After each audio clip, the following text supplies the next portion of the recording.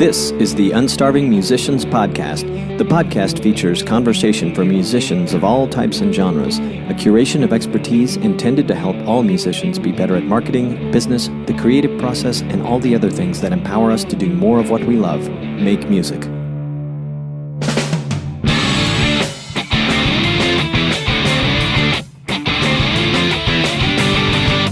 Greetings, ladies, gents, musicians. This is Robonzo, aka Roberto. This episode of the Unstarving Musicians Podcast features a conversation with Lara Price, the phenomenal blues singer who I first had the pleasure of meeting at a blues jam in San Jose, California. Lara and I talk about our respective beginnings in the San Jose music scene, running jam bands, tips for jammers, her latest album, I Mean Business, the importance of networking, and her recent big move to Austin. She's a pretty amazing person, but sadly our discussion barely scrapes the surface. Do I smell a second guest appearance? I'm thinking so. Enough about me and my podcast, though, and on to my conversation with the talented and charming Lara Price. Enjoy.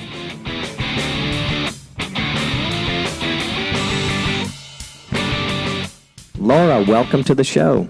Thank you very much. It has been a while since we've spoken, and I'm really excited to talk to you. The last time I saw you was at the Poorhouse Bistro, I believe, in San Jose, and it was just in passing. You were on your way to a gig.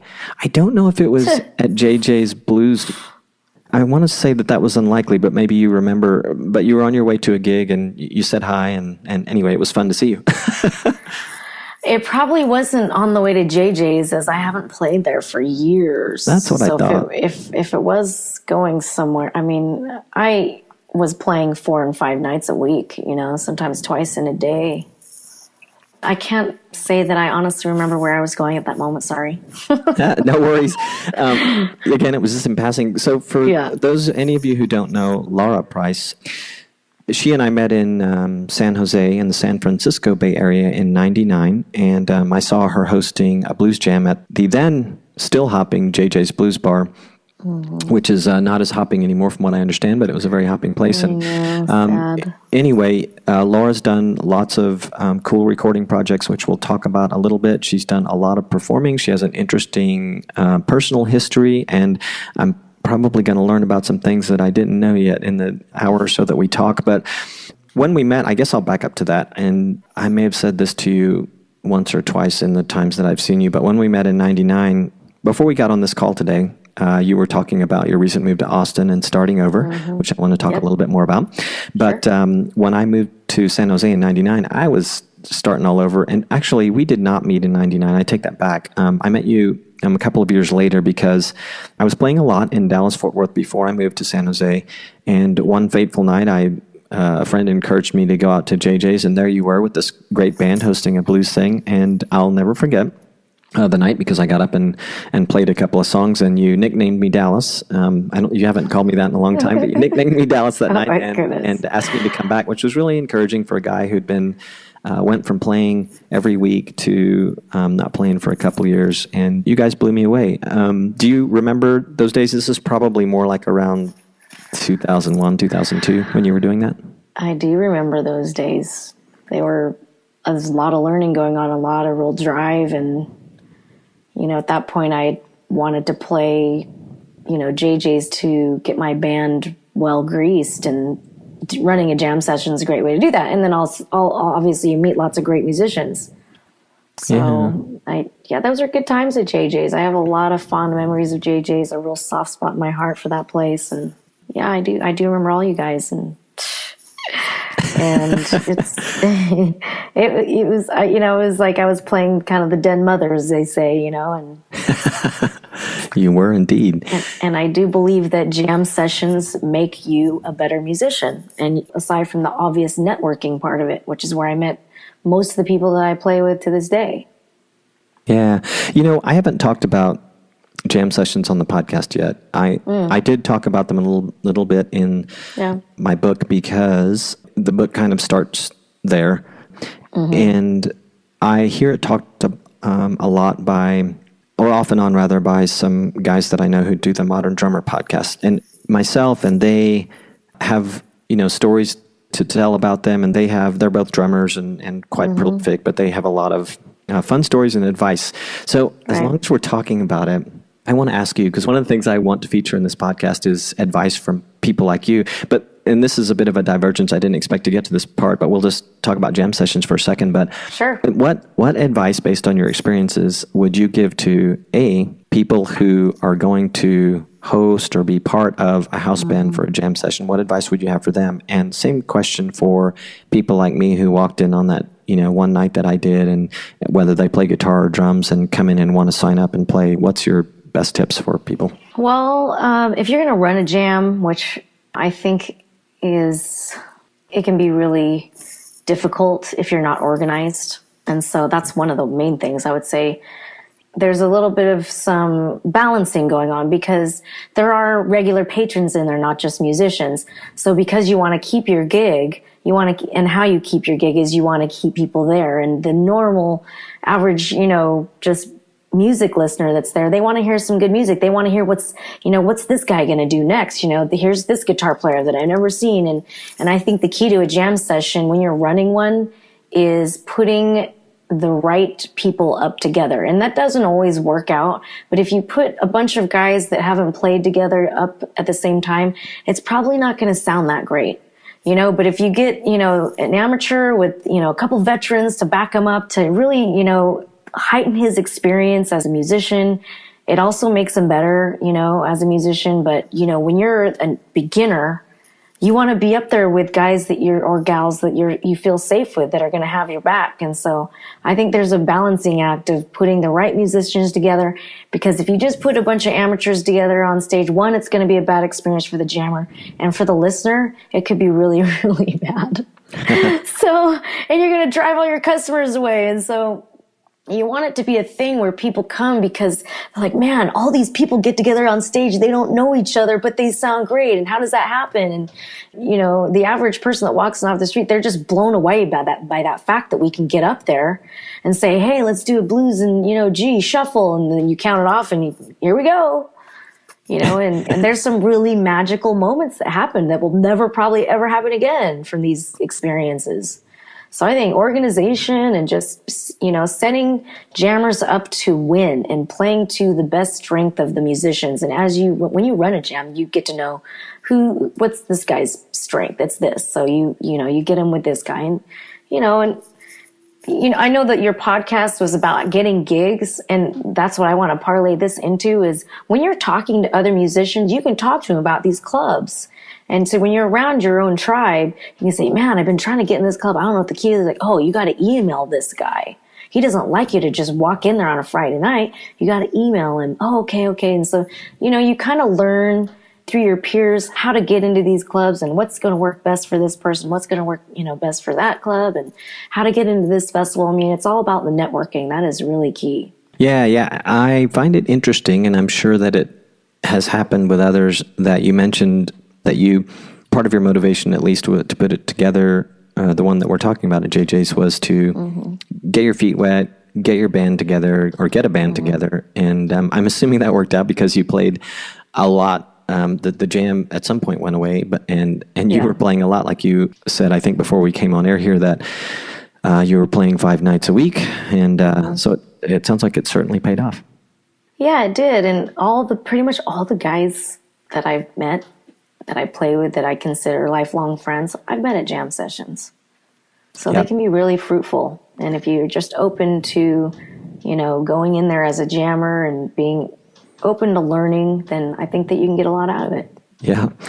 And I don't know if you remember, things like this were really big for me in developing a network in San Jose and ending up being able to play and get gigs at will. But also early after I met you, I went to see one of your bands called Velvet Plum. And I don't know if I knew Dennis Dubb at the time. He was playing drums that night. And he's kind of one of those guys that's like, come up and play a song. And anyway, he invited me up to play a song.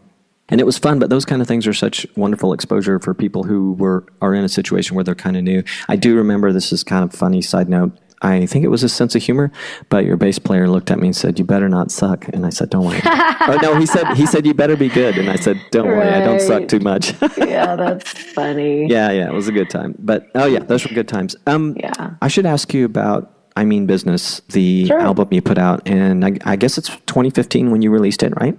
Yeah, it's gone by fast, but I know. I was looking through your catalog, and there's, when I searched, I saw a couple things I was familiar with, and then when I went to the website, by the way, can you say your website for listeners real quick? Yes, it's Lara, Lara Price, PRICE.com, laraprice.com. So at laraprice.com, I saw other projects that weren't as searchable, just FYI, if you're interested in getting those out there. But good to know. I Mean Business came up right away. You recorded this at Graceland Studios in San Jose? Yes, I did. How was it? And tell me about some of the folks that you worked with and how those people came together. Maybe not just the band, obviously the guy who runs Graceland, but any of the other players that were involved. Can you tell us about how that all came together for you? Well, it kind of started out a little bit rocky. I actually was recording at a place called Tone Freak, which I recorded the last, 5 albums at his studio. Okay. And I just want to go on record to say that, Don Budd at Tone Freak is an amazing engineer. And like I said, I've recorded 5 CDs there, which should give you some kind of idea that can be a well-trusted and responsible engineer. Well, I'd gotten halfway through that being said, we'd recorded 6 songs, and there was a terrible, unfortunate issue with the system, and we lost a bunch of tracks. Aye. Yeah. So, long story short, we ended up recording at Graceland. And part of the reason another reason I was able to jump ship is because I wanted a producer also. And so it was kind of this opportunity like, well, since you're starting over, why don't you just start over here, have Kid be producing? I've never had Kid Anderson. I've never had a producer before. Mm-hmm. So Kid Anderson, I met him when he was 21. Really? Yep. He came into my jam session at the Fog Bank. I bet you were impressed when you met him. I had no idea what I was, that's the thing about, you never know you never know what's going to come out of someone's heart when they walk up on that stage. You just don't know. Mm. So he came in, this big guy, from Norway. Yeah. And he picked up the guitar, and then, of course, it was just head snaps all over the place. So anyway, we ended up recording at Graceland, and it was nice to have a producer and for somebody to say, you know what, that was a great take. Or that, let's do that one again. I think you can do something better. Or, and he took my project with kid gloves, literally. And he handled it with a lot of care and respect. And that when you're in a situation where you're recording, you have to be in a place where you feel comfortable because you're vulnerable. This is your art and this is what you have to say. And so I felt comfortable there. And it ended up being one of the best recording experiences I've had. And I think not just because of Graceland, but because of where I was in my time of my life. And I was more comfortable in the studio, which I used to hate recording. Mm-hmm. Because, the tape doesn't lie. Sure. So it can really make you look in the mirror and go, I didn't think I sounded like that, but I do. Let's work on that. But the people on the CD was Derek Martin played drums, Steve Evans on bass.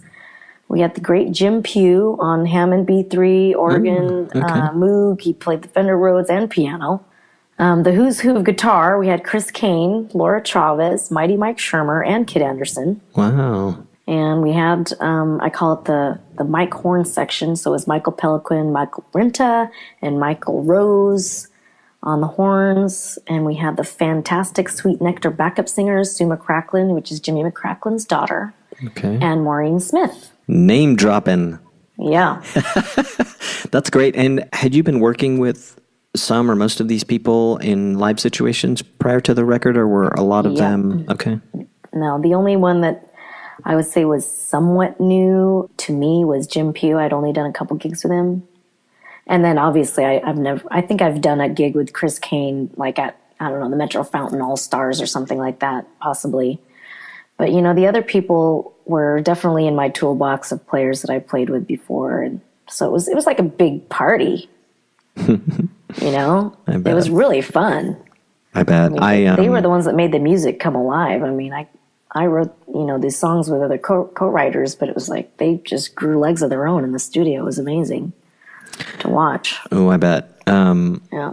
I've not been in a recording session at Graceland or observed one or anything, but being there and speaking with Chris recently, and a friend of mine does some recording there. But yeah, Chris, he seems special in a lot of ways, but as a producer, he seems to be a special person. And anyway, I could just imagine what fun you guys had.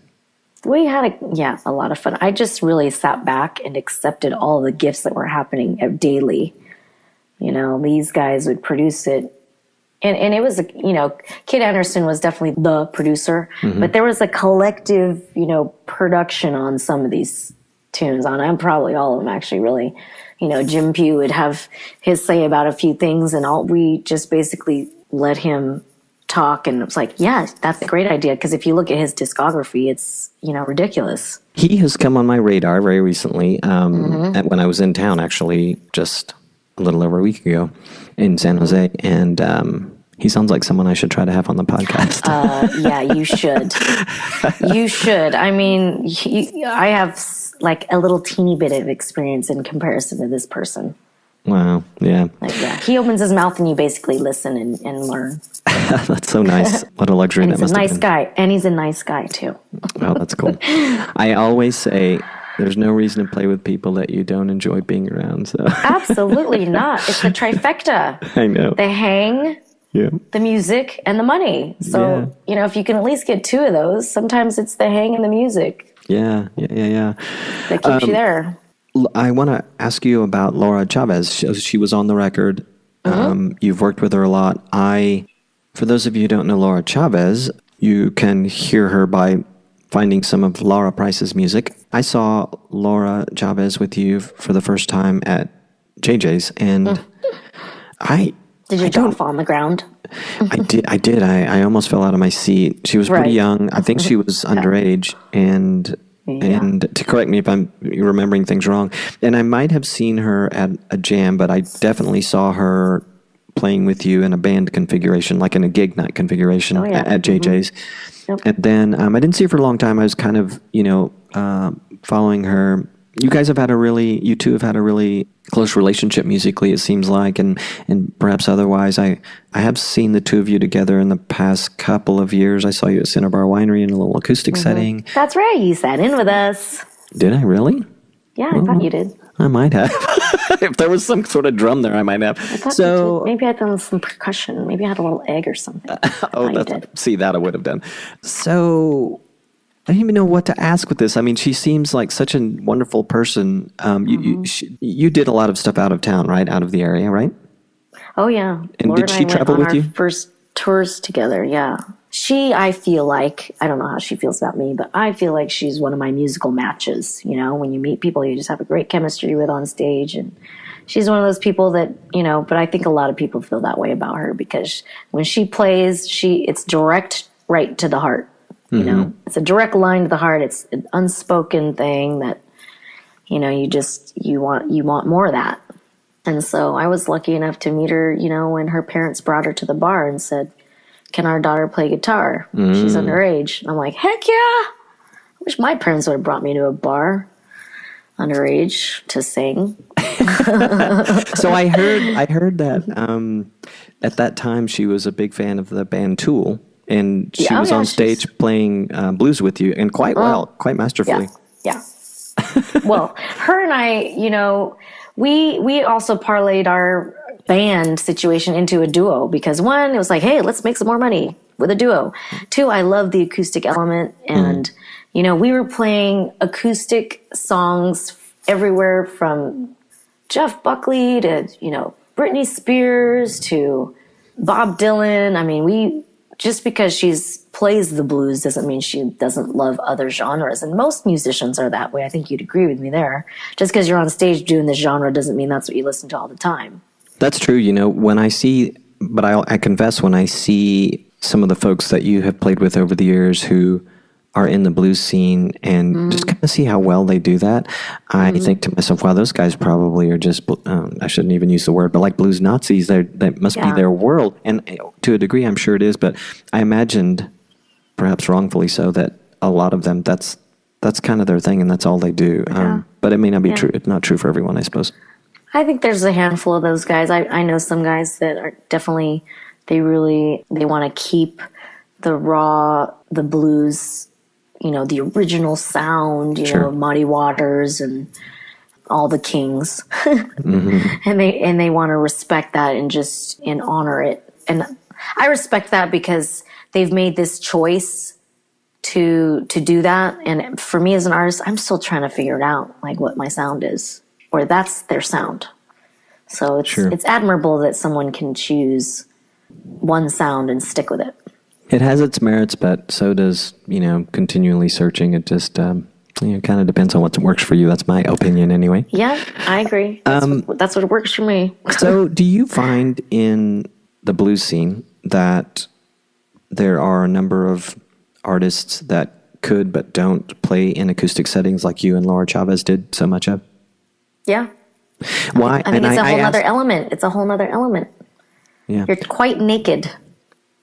That's probably it. I was playing in electric rock and pop bands for a few years in the San Jose area, and the dynamic of, actually shortly after I started playing, the dynamic of commercial lease real estate for venues was rapidly being impacted after the .com scenario played out. Yeah, the dot bomb. And so there was a period of time, but venue scenes are always changing, but there was a period of time where I was trying to think, okay, there has to be more places to play. And for whatever reason, I looked to wineries, and there are a couple of wineries in the San Jose, that Santa Cruz Appalachian area that in my opinion, sort of opened the door for acoustic vignettes. Yep. And so I took the then most popular band I was playing with, as far as the ones I was playing with, and said, let's do this acoustic thing.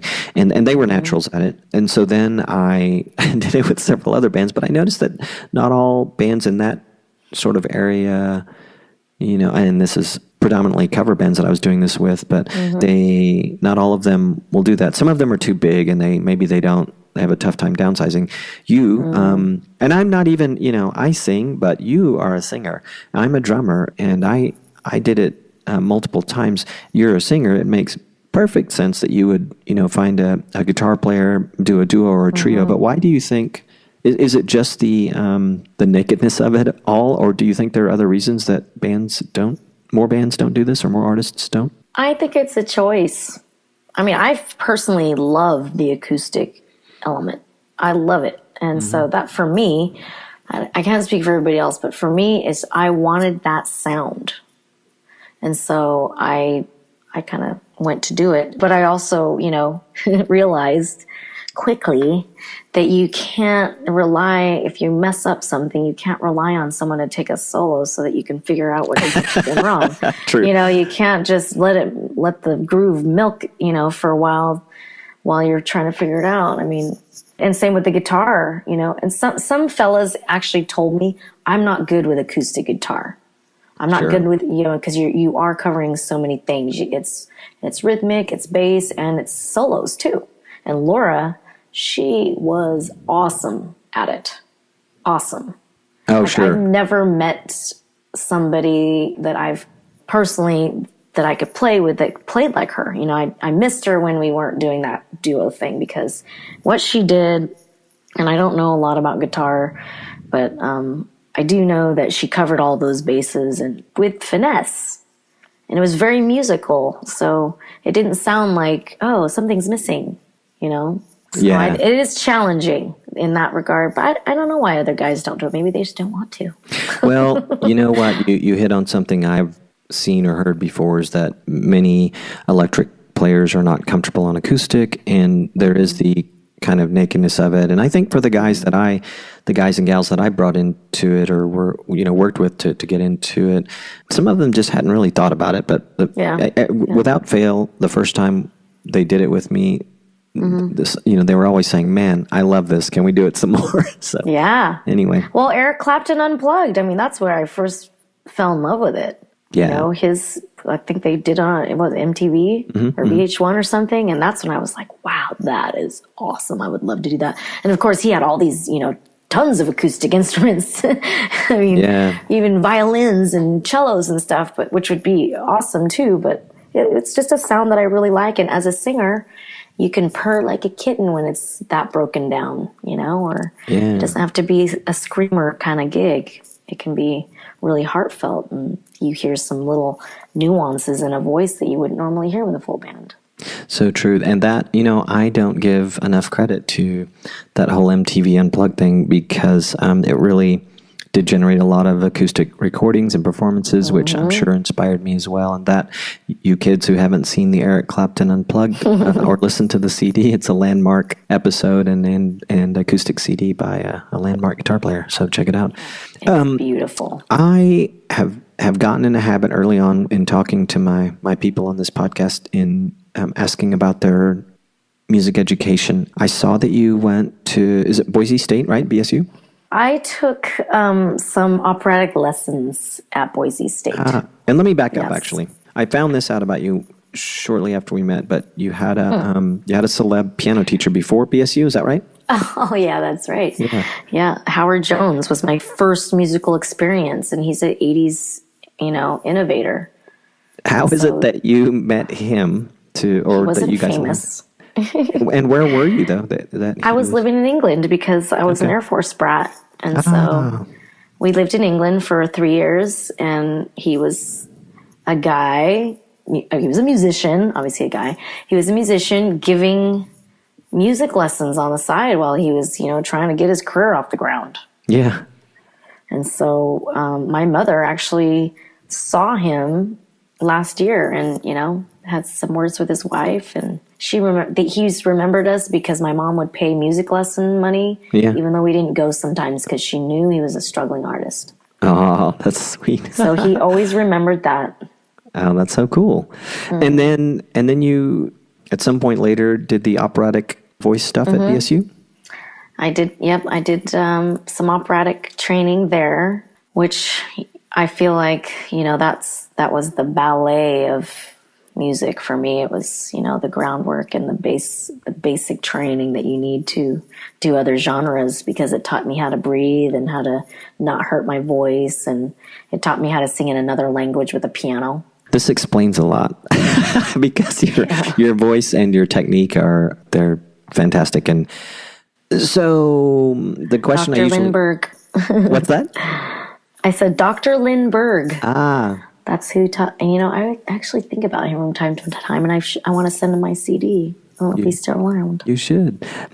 Well, clearly you just gave me an example of the impact it had for you, and that's why I like asking about the education facet, just to find out how you performers and songwriters and engineers feel that your education impacted where you are. Are there other aspects of your education and perhaps some parts of it that I didn't mention that you feel had an impact on what you're doing now? Oh, sure. I mean, I feel like I'm just a lifelong, I'll take classes forever. So I've taken lots of guitar lessons. I've taken drum lessons. I've seen you play drums. You're pretty good. Thank you. I did a stint at Cabrillo with a choir. I mean, I think all these things help you articulate what you need to do to communicate with other musicians. And I just like to challenge myself too and learn a new instrument. And it's never too late to learn. I'm still trying to learn the guitar. It's very difficult. It's painful. Like literally physically hurts. Were you playing a little bit at Cinnabar when I saw you with Lara? Yeah. Chavez? Okay, I thought so. I'm a strummer, but I have a long way to go by far. But I mean, at least, I like to learn about stuff mostly just because I want to communicate with other musicians what I need as a band leader or a singer, Yeah. So I can talk the same language. Yeah. I know this is something that a lot of musicians would say. Now, the catalog is not deep yet, but you're the first I've talked to about it who has mentioned that the common language and helping you articulate. And the fact that you took drum lessons too, I think it's not any different for guitar or bass, is it? But I can see where it would all help a great deal. So absolutely, cool. Yeah, well, I'm sure you're going to be a great guitar player and probably already sounding pretty good. And gosh. you give me hope that I'll be able to pick it back up and learn it again. So It's hard. Yeah. I've been trash talking in my head about doing it, and I really would like to. So You should try it. I will. I'm going to go back and listen to these interviews and realize one of my first speaking ticks is starting my sentences with so. Oh. But did you use the VizTone label I'm jumping around here That's fine. For I Mean Business? Yes, and I will credit that to Laura Chavez. She's the one who put me in touch with Richard Rosenblatt, who discovered Susan Tedeschi. So who's one of my, one of the reasons I felt like I could sing the blues is when I heard her stuff, to be honest. In the beginning, I could really relate with her. But anyway, yes, VizTone Label Group. Being on a record label doesn't mean what it used to, right. But it doesn't hurt. And I would not have gotten all the, accolades had it not been for this label. I believe that. And a great record. And tell for, myself and others who are unfamiliar with what labels are doing these days, and if you want to touch on the differences of today, and I know it's been evolving for quite a while, but I think most importantly to kind of tell people what's happening with them today and what maybe some of the specifics about how they have helped and maybe if we have enough time, the process of engaging with them. Can you talk about that? Well, it's a distribution deal. And so what's nice about it is they get it out to the people, and they have a list, and it's a list that's been catered and, curtailed to what we do. So when you give them, say, 500 of your CDs, which is a lot of product, they're going to send it to the right people. They have a publicist. And she also works the radio play and follows up with the newspapers and the magazines that you hope to be written up well in, because you don't know what people are going to say. Sure. Some of them are going to say shitty stuff for sure, right? Yeah. Somewhere. Okay.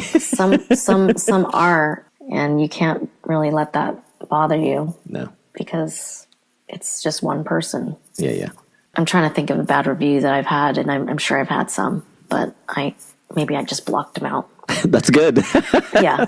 That's good. But being on VizTone, what's great about it also is that you're on a label with other artists that you know who they are. Mm-hmm. So you're in good company, I guess is what I'm saying. So you could be on the, Red Dog label who nobody knows who's on this label. But VizTone, I chose to go with VizTone because there were a bunch of artists on there that were touring globally, and I wanted to be in the same company as those people.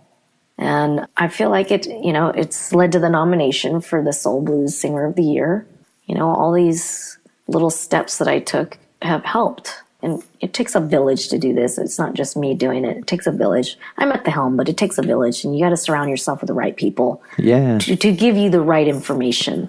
Yeah, and I imagine that seeing these artists that you referenced that are also on that label gave you a lot of confidence to work with them. And speaking of accolades, so I noted one before we got on today and wanted to congratulate you. And maybe you just told me about another one, or perhaps we're referring to the same, but you were nominated in this year's Blues Awards category for Soul Blues Female Artist. Congratulations. Yeah, I was in the same running as Betty LaVette and Mavis Staples. Pretty awesome. So, losing to Mavis Staples is like the biggest win I've had in my career. Seriously. I mean, it would be a little weird if I won, to be honest with you, even if it was by a vote, like some weird thing happened. And I don't know. I was actually kind of nervous. I'm like, please don't by a fluky thing win, because it would just be too weird. Yeah, you see these people who feel weird when they won over someone and can't help but mention it. But I'm sure you would have been quite deserving to win, and I will not be surprised to see you win that category very soon. Well, Betty LaVette performed, and I actually voted for her because Mavis Staples has been getting a lot of love lately. I mean, she got an award by President Obama, and so I wanted Betty LaVette to win this time, but she didn't. But, even her, she was probably disappointed, I don't know. I'd love to hear her side of that. We'll have to ask her. So it sounds like it was a fun time, though, to go to the ceremony. Oh, gosh, it was great. It was great. Another networking moment, I never thought of that. So tell me about, huge. tell us. It's huge. Yeah, tell us about that. I just figured it was kind of a fun party, but of course it would be. So what happened? It's both. Yeah. What happened on the networking front? Then you can tell us about the party front. Well, it's both. It's really both. And it's about the hang, and it's about, all of the who's who in the blues are going to be there. And, from all over the world. And there's going to be agents there, and there's going to be, festival buyers, and you name it, they're there. And so it's the kind of place where you want to have all your cards. And yes, it's exhausting. And I know not all of us feel socially comfortable all the time, but it's just something you have to do. It's business. Like in any business, networking is the key to getting a job. Sure. In any business. It really is. It's so music business, it's the same. And so you try to sit in, and I call jam sessions like speed dating for musicians. So you get up there and you're like, ooh, I like the way he plays, or I like the way she plays. And let's do a gig together, and you continue your relationship. And it's the same thing, but it's at another level, because these musicians, they've already been playing for decades and decades, and sometimes decades. Sure. And even more.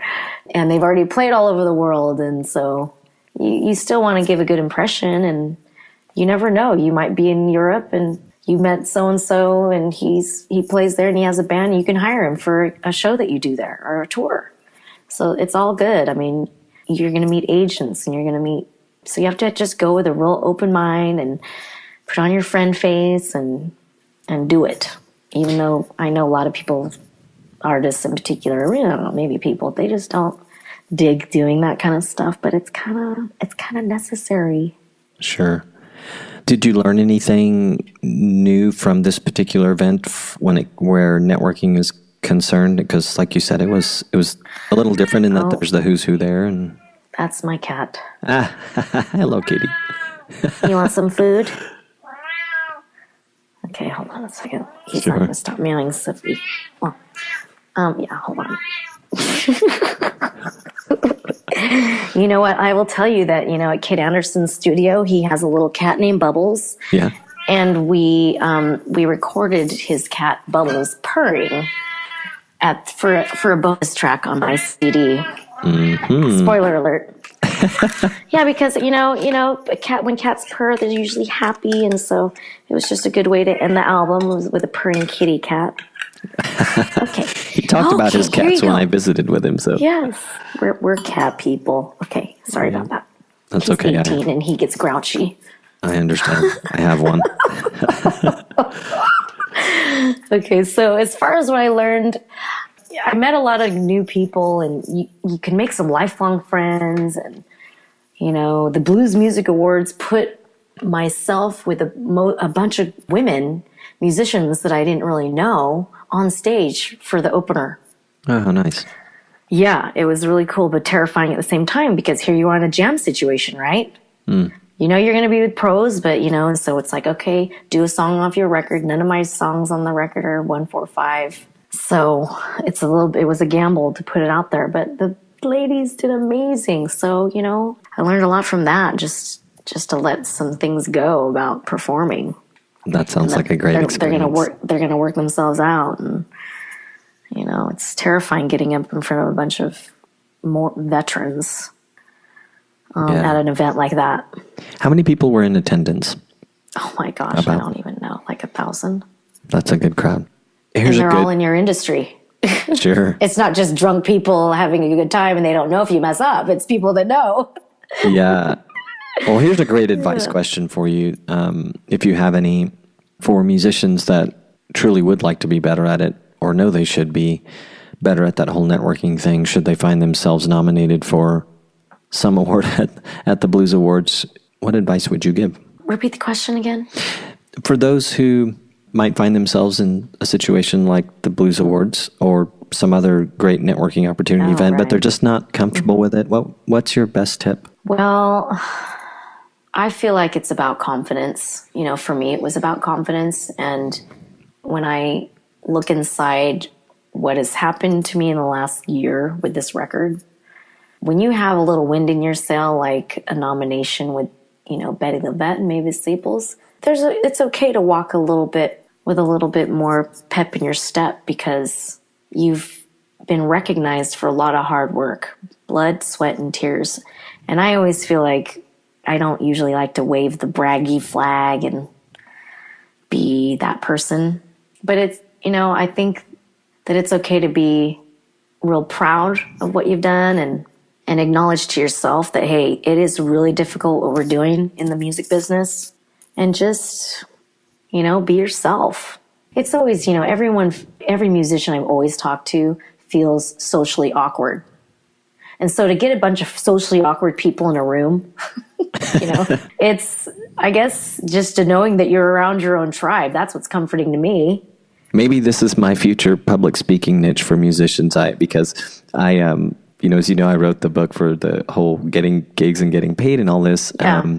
And I've done some public speaking for kind of smaller crowds, but I'd love to do it for musicians. But part of my life is also in the world of business networking. And obviously as a musician doing what I was doing, I had to use those relationship skills to, do the things I could do. And you've been talking about these skills yourself. But I could just see, I don't know, maybe somebody's done it, but I could just see having someone like me at an event like this to come up and, poke a little fun at us, all the musicians, and talk about why it's so important. A good friend of mine, her name's Elizabeth Miner. She's a life coach, but she's had some experience in music in that she was managing and married to an artist, songwriter, singer.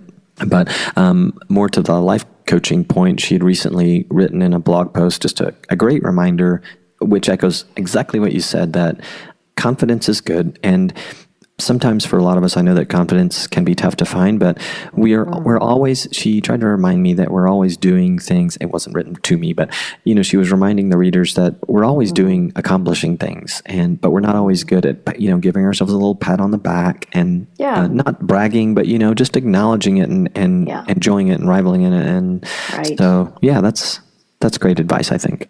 Being present with what you've done. Yeah. And I think that, you get to a point and then it's like, now what? Then you want to get to the next point. You never really reach your goals because you reach one goal and then you have another goal, right? And where's the top? There isn't one. Yep. Right. So earlier we were talking about VizTone, and I kind of categorized that in marketing and business. And I have also been trying to explore on different interviews that I've done for the podcast, the marketing and business experiences of the various artists that are giving me their time. And I wanted to ask you, if you can share with us either things that you've learned along the way on the marketing and or business front in your career, maybe some new and exciting things that you're doing that are working, or could even be like mistakes that you made, if those come to mind. But any of that you could share with the listeners? Well, I always feel like if somebody wants to be a musician, they should take some courses in, psychology and marketing classes and business classes, because don't take music classes. Go out and live those at the jam sessions. But go to school and get a major in marketing and a minor in psychology, because that's what you're going to need to do the music part. Wow, yeah. But marketing, it is about marketing yourself and not being afraid to put yourself out there. Like you put on the business hat and you post videos of yourself, you post, an ad of yourself, and you have to just let that go, that you're not egotistical. You're marketing yourself. You're branding yourself. So you just put on the business hat. And so with social media, man, it's endless. You get on all those social media, get on Facebook, get on Instagram, get on Snapchat, get on Twitter, and just brand yourself. And I went to school for digital publishing so that I could build my own website, and so I wouldn't have to pay somebody to, put text on a photo, and those kinds of things have helped me. It saved me a lot of money. And it's another creative outlet if you don't want to, talk to people. you can just be at your computer creating a poster. Wow. So I think that some people don't feel comfortable writing about themselves or putting their face on, but it's a necessity. You have to market, and with social media, that's what's on fire. YouTube, You know, you gotta, and what makes things go viral? Nobody seems to know right now, but you hope that your one little video or some post will go viral, you know? Yes. And yeah, for anyone who's listening that does feel like that's weird to be on video and have your face everywhere and this whole idea of branding, there's something, a concept I've become very familiar with and passionate about and am embarking on right currently, and which is personal branding for the sake of putting one's face on their business, or in what we're talking about here, on your music, and putting your personality and your voice on it, and not just your singing voice, but the point being, folks, so that people who are naturally going to like you can find you, and those I know that like you, Lara, are following you because of not only your wonderful music, but also because of your personality that they've been able to see because you did these things. And it's kind of fun, right? It should be fun. It should be fun. And I know that we're kind of in this narcissistic culture right now, but for a business person, this is what you have to do. And it's okay. Yeah. It doesn't make you a bad person. It's marketing. And so you just have to kind of put yourself out there. And I remember the first CD I put out, I was somewhere. I was getting it printed. And the guy who I picked up the CDs from said, "Wow, your face is on the front. How vain." And so guess what? My second CD did not have my face on there. It had a painting that I painted a painting and put that on there instead, because I listened to this idiot. And it's like, you know what? Just don't listen to stuff like that. And don't let people say that you can't do something. I mean, I'm a Vietnamese person singing blues music. Yes, you are. I mean, there's not a lot of Asian people, I don't think, singing the blues right now. I can't think of any, but I'm sure there are, but maybe I just don't know who they are. Maybe, I don't know. But I mean, it's difficult from that aspect for me too. You just keep going because you like it. Well, kind of as we were alluding to earlier, there are always going to be the haters and the negative comments. So just know it's going to happen, people. And like Lara says, don't pay too much attention to it. Don't put too much stock into it. So. Yeah, don't let people rain on your parade. That's right. That's right. Well, we're getting close to the end of the hour, and I want to be respectful of your time. I want to mention a couple of things, and while I have you, to make sure I get it right, first of all, and then maybe have you add something, but I Mean Business, your most recent album, is available on iTunes, Amazon, and the actual CD through CD Baby? Yep. Is that right? Any other outlets people should know about? I think you hit all the highlights. Cool. And we didn't get to talk about where you're playing next, and you can certainly say so here, but I know that you have all that stuff on laraprice.com. And if there is anything that you would like listeners to know about that you have in the coming year, knowing that this is not going to be published tomorrow, but if you have some exciting things coming up later in the year, by the time people are listening to this, will be possibly into early July. So if you have some things coming up later in the year, or you just have kind of an ask for the audience, or where they can find you. Well, they can go to my website at laraprice.com. And of course, you can follow me on Instagram, Snapchat, and Twitter under Lara Price Band. But I do have something coming up in July. And so I'll be playing the Redwood City Music in the Square on July 20th. Oh, wait, 21st, sorry. Actually, I'll be back in California that whole week. So I was going to ask you if we're talking Redwood City, California. That's cool. Yeah.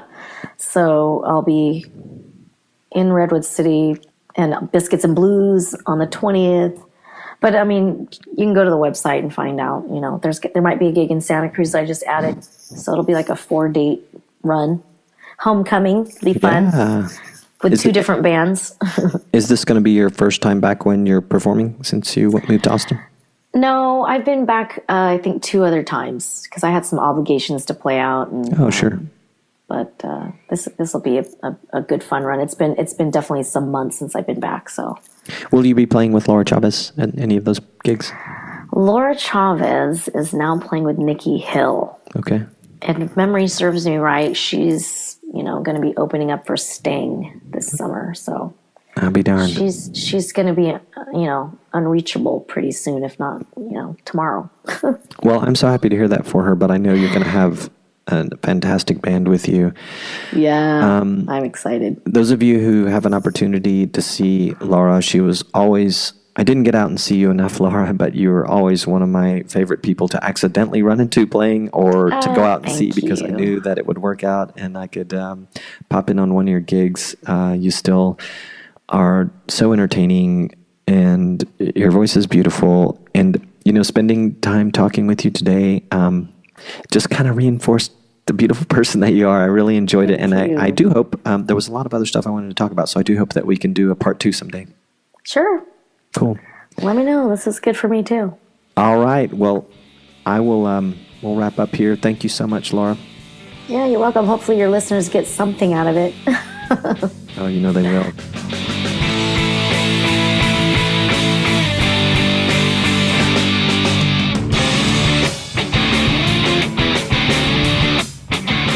Hey, this is Robonzo. Thanks so much for listening.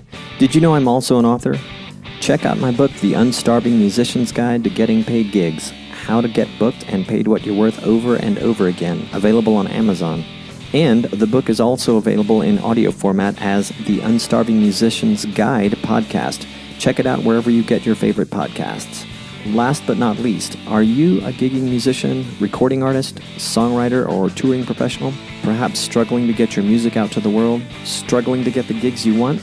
Pop over to unstarvingmusician.com and sign up for my email list. I'll send you an occasional email with tips, expert advice, music, musician resources, and anything else I come across that might make your journey better and brighter. With much gratitude, peace, love, and more cowbell.